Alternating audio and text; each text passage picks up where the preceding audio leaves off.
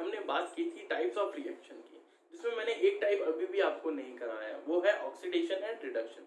उसकी बात हम नेक्स्ट लेक्चर्स में करेंगे आगे जाकर के। लेकिन जो हमने टाइप्स पढ़े हैं, हमने पढ़ा है कॉम्बिनेशन, ठीक है, उसके बाद हमने जो पढ़ा है decomposition, then after it we read displacement and double displacement. हमने सिर्फ उनको समझा था, हमने सिर्फ क्या किया था, उनको समझा था।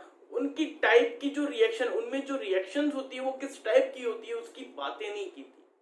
रिएक्शंस जो आपकी बुक में है, जो आपकी एनसीईआरटी में है, उसकी बातें नहीं की थी। मैंने क्या बोला था, उन पर जो क्वेश्चन बनेंगे किस टाइप के बनेंगे, उसी के हिसाब से हम उसे आगे कंटिन्यू करेंगे। अब आज का जो लेक्चर है वो आपके लिए बहुत इंपॉर्टेंट है। क्यों? क्योंकि जो क्वेश्चंस बनते हैं जो आज मैं करवाने वाला हूं वो उसी पर बनते हैं, ये ध्यान रखना। जो हाई लेवल के क्वेश्चंस होते हैं, जो दिमाग के साथ खेलते हैं, वो सारे के सारे उसी पे डिपेंडेंट है।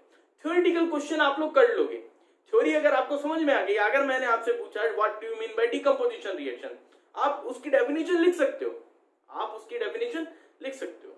मैंने पूछा कॉम्बिनेशन रिएक्शन, आप उसके बारे में बता सकते हो। मैंने पूछा आइडेंटिफिकेशन क्या क्या है, कैरेक्टरिस्टिक्स क्या क्या है किसी रिएक्शन के लिए, तो आप उनके बारे में बता सकते हो, क्योंकि वो थ्योरी का पार्ट है। बट जो दिमाग में जो सोचने वाली, जो थिंकिंग की बातें हैं, जो आज मैं करवाऊंगा सिर्फ वही है।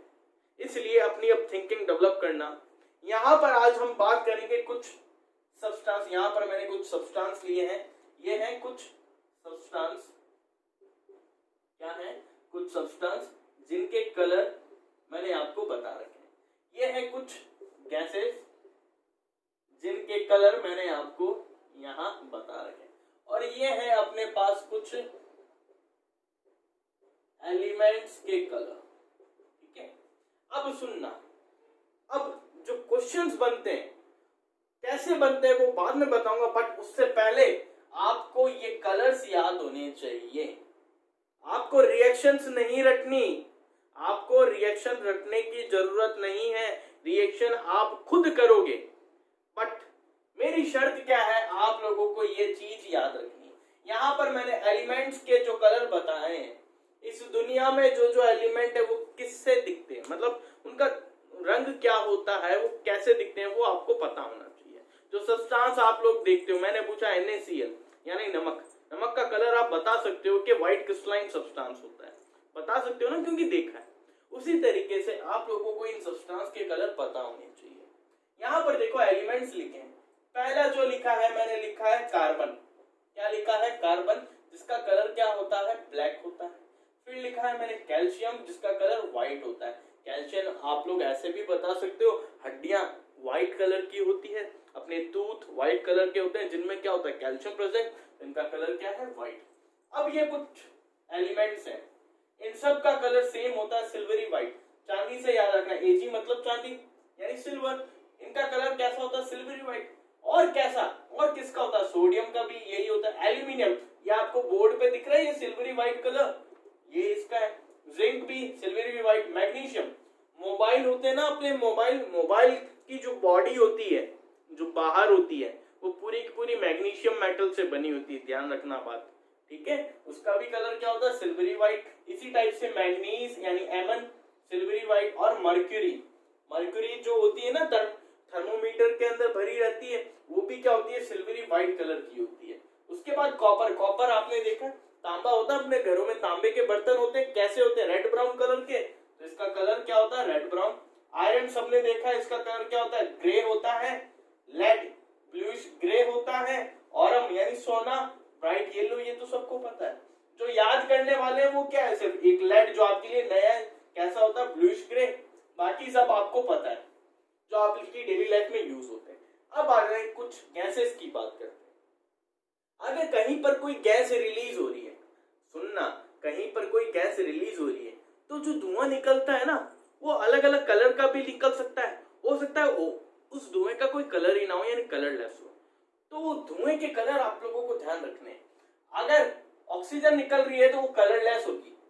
कलरलेस का यहाँ पर मतलब है व्हाइट कलर हो सकता है, उसको हम कलरलेस ही बोलेंगे, ठीक है। कलरलेस ऑक्सीजन, कार्बन डाइऑक्साइड कहीं निकल रही है तो वो भी क्या होगी, कलरलेस होगी। नाइट्रोजन गैस कहीं से निकल रही है तो वो भी क्या होगी भाई साहब, कलरलेस। अगर सल्फर डाइऑक्साइड कहीं से निकल रही है, रिलीज हो रही है, तो वो भी क्या होगी, कलरलेस।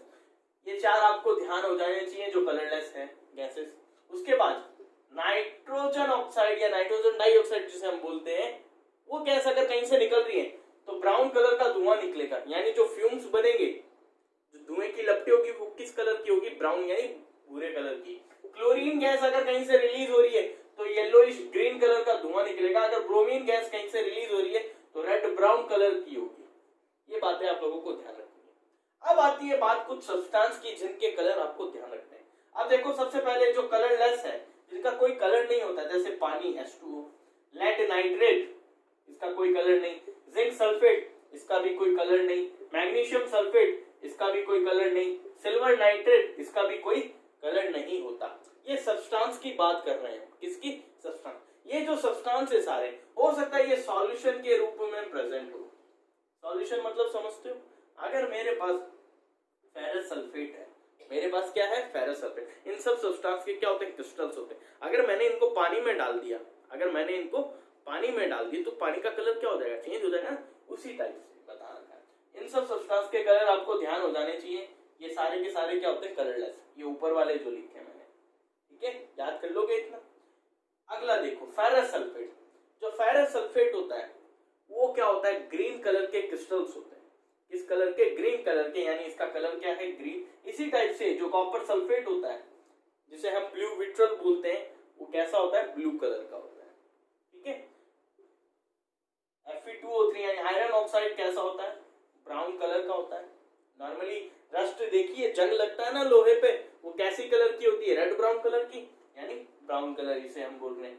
कॉपर नाइट्रेट किस कलर का होता है, ब्लू कलर का। देखो, कॉपर के जो भी कंपाउंड्स हैं, कॉपर के कंपाउंड्स वो सारे क्या हैं, ब्लू कलर के, सिर्फ एक को छोड़कर, वो है कॉपर क्लोराइड, जो सिर्फ किस कलर का होता है, ग्रीन कलर का होता है। AgCl, barium sulphate, aluminium hydroxide, ये तीनों किस कलर के होते हैं, व्हाइट कलर के। ये आपको ध्यान रखना है। ये फॉर्मूला बनाने तो आपको आते हैं, नाम भी बता सकते हो आप। ये मैंने लिखा है कॉपर सल्फाइड और कॉपर ऑक्साइड, इन दोनों का कलर क्या होता है, ब्लैक होता है, ध्यान रखना है। लेड आयोडाइड और लेड ऑक्साइड, इन दोनों का कलर क्या होता है, येलो होता है। और कॉपर क्लोराइड का कलर क्या होता है, ग्रीन होता है। इन सब्सटेंस के कलर आपको याद रखने हैं। आप चाहो तो स्क्रीनशॉट ले सकते हो इसका। बट अब सुनना, जब आप लोग ये याद कर लेते हो, जब आप लोग इन सब्सटेंस के कलर याद कर लेते हो, तब आपको रिएक्शन करने में बहुत आसानी रहेगी। हाई लेवल की रिएक्शन बोल रहा हूं। अब नॉर्मल रिएक्शंस कैसे करते हैं वो देखते हैं। अब सुनना, जो भी कंपाउंड होता है, उसमें, उस कंपाउंड में एक तो होता है पॉजिटिव चार्ज वाला आयन, एक होता है नेगेटिव चार्ज वाला आयन। क्या होता है, एक पॉजिटिव और एक नेगेटिव, हमेशा ध्यान रखना। आयन जो होता है वो स्टेबल होता है, कंपाउंड भी क्या होता है, स्टेबल होता है।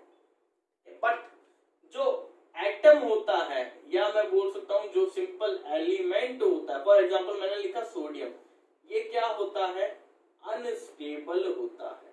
क्या होता है, अनस्टेबल।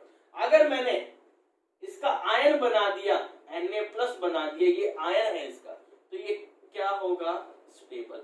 अगर ये Na+ किसी क्लोराइड माइनस से जुड़ता है और एक कंपाउंड बना लेता है NaCl, तो ये भी क्या होगा, स्टेबल होगा।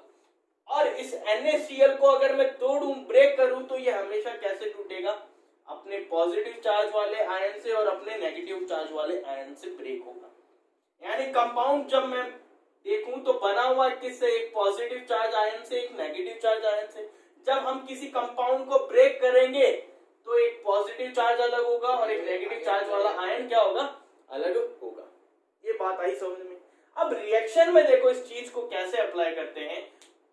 मान लो मैंने लिखा कि मेरे पास क्या था, कॉपर सल्फेट था। क्या था, कॉपर सल्फेट। सिर्फ एग्जांपल के तौर पे बता रहा हूं, समझना। इसने क्या की, AgCl से क्या की, रिएक्शन की।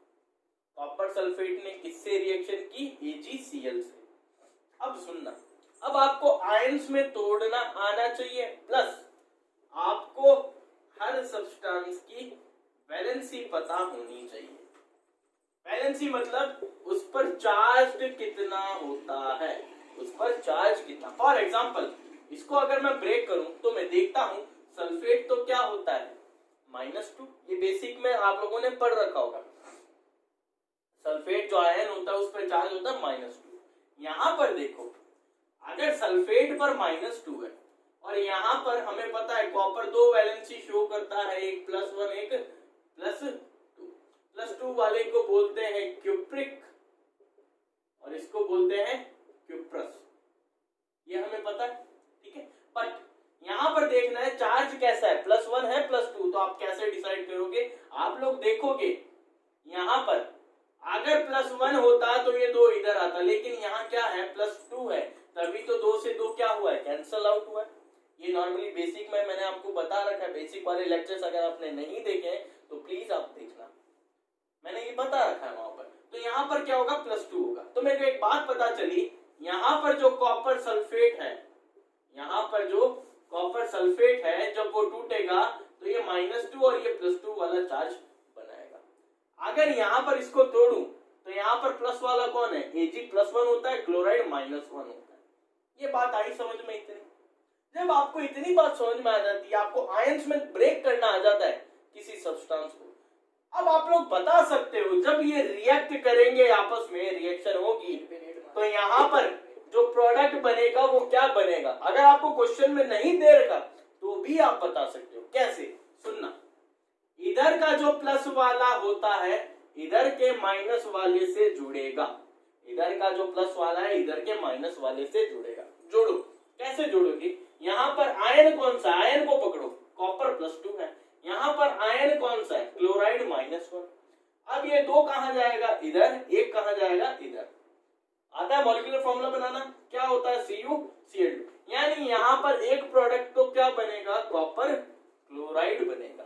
दूसरा प्रोडक्ट और क्या बन सकता है, Ag देखो क्या होता है, Ag+1 होता है, सल्फेट क्या होता है -2 होता है, ये 2 इधर जाएगा, ये 1 इधर जाएगा, क्या बनेगा Ag2SO4, क्या बन गया Ag2SO4। इस तरीके से रिएक्शन करके आप प्रोडक्ट का पता लगा सकते हो आसानी से। आपको बस क्या आना चाहिए, आपको आयंस में ब्रेक करना आना चाहिए। आई बात समझ में। एक और एग्जांपल लेते हैं, मैंने लिया HCl किससे रिएक्ट करता है, NaOH से। किससे रिएक्ट करता है, NaOH। वही बात ब्रेक करना आना चाहिए। देखो इस कंपाउंड में प्लस वाला कौन है, हाइड्रोजन +1 होता है और माइनस वाला क्लोराइड होता है। इस कंपाउंड में प्लस वाला कौन है, सोडियम +1 और हाइड्रोक्साइड आयन क्या होता है -1। यानी ये यहां से टूटेगा, ये यहां से टूटेगा। जैसे ही ये टूटा, आपने ब्रेक करके दिखाया तो इधर वाले को इधर वाले के माइनस से जोड़ो, ये प्लस और ये माइनस। देखो H+OH- मिलकर के क्या बना लेंगे, एक सब्सटेंस H2O, H2 और ये O। आई बात समझ में। वाटर की स्ट्रक्चर क्या होती है, इसमें एक H+ और एक OH-। अगर वाटर का भी ऐसा लिखा हुआ जाए और रिएक्शन में आप लोगों को देखना हो क्या बनेगा, आप लोग क्या लिखोगे, ऐसे तोड़ के लिखोगे, ध्यान रखना। पीछे क्या बचा, Na+1 और Cl-1 जोड़ दो, क्या बना, दोनों पर सेम चार्ज है तो आपस में जुड़ जाएंगे, क्या बना लेंगे NaCl। क्या किया मैंने, कुछ नहीं किया, मैंने सिर्फ ब्रेक करना सीखा और रिएक्शन कर दी। आपको सिर्फ ब्रेकिंग आनी चाहिए, प्लस आपको पता होना चाहिए किसी एलिमेंट पे चार्ज कितना होता है, कैसे आता है। अगर आपको इलेक्ट्रॉनिक कॉन्फ़िगरेशन आता है तो आप लोग इजीली किसी भी एलिमेंट का चार्ज बता सकते हो, ये बेसिक में करवा रखा है। और मैंने मल्टीपल आयंस जो होते हैं अपनी पॉली एटॉमिक आयन, जैसे ये हाइड्रोक्साइड आयन हो गया, सल्फेट आयन हो गया, कार्बोनेट आयन हो गया, इन सब पे चार्ज कितना होता है वो भी मैंने बता रखा है। तो आप लोग देख लेना, अगर नहीं देखा है तो फिर यहाँ कंटिन्यू करना, आपको इजीली समझना। अब आपने क्या किया, रिएक्शन रटी क्या, नहीं रटी, आपने सिर्फ मैकेनिज्म देखी कि करना क्या है, मुझे कोई भी रिएक्शन दे दो मैं कर दूंगा, यही होगा। अब आपको कोई भी रिएक्शन अगर मैं दे दूं तो आप इजीली क्या कर सकते हो, रिएक्शन कर सकते हो। आई बात समझ में। आज के लिए हम इतना ही करेंगे। नेक्स्ट लेक्चर्स में हम बात करेंगे उन क्वेश्चंस की जो आपके एनसीईआरटी पूछती है, जो आपके सीबीएसई पैटर्न के अकॉर्डिंग होते हैं, और उन सब रिएक्शंस की जो आपके चैप्टर में आप बिना उसे रटे इजीली कर सकते हो। बस शर्त है आपको कलर याद होने चाहिए हर सब्सटेंस के जो मैंने अभी लिखवाए हैं, प्लस आपको वैलेंसी याद होनी चाहिए हर एलिमेंट की, यानी उन पर चार्ज कितना होता है वो याद होना चाहिए, एक तो पॉलीएटॉमिक आयंस का और एक सिंपल जो एलिमेंट्स होते हैं अपने उनका। ठीक है, ये दो शर्तें हैं बस, और कुछ नहीं कह रहा मैं आपको। एक कलर याद कर लो, एक चीज ये याद कर लो, और कुछ नहीं। और ये ब्रेकिंग करनी आनी चाहिए, प्लस से माइनस जोड़ना है, सिंपल सा काम है और कुछ नहीं करना। आप लोगों के लिए ये दो चीजें हैं जो मैं आपको बार बार बोल रहा हूं, यही इंपॉर्टेंट है, ये कर लो, ये चैप्टर इजीली हो जाएगा आपसे बिना कुछ एक्स्ट्रा किए। ठीक है, तब तक के लिए बाय बाय, बाकी हम नेक्स्ट लेक्चर में बात करेंगे। टाटा।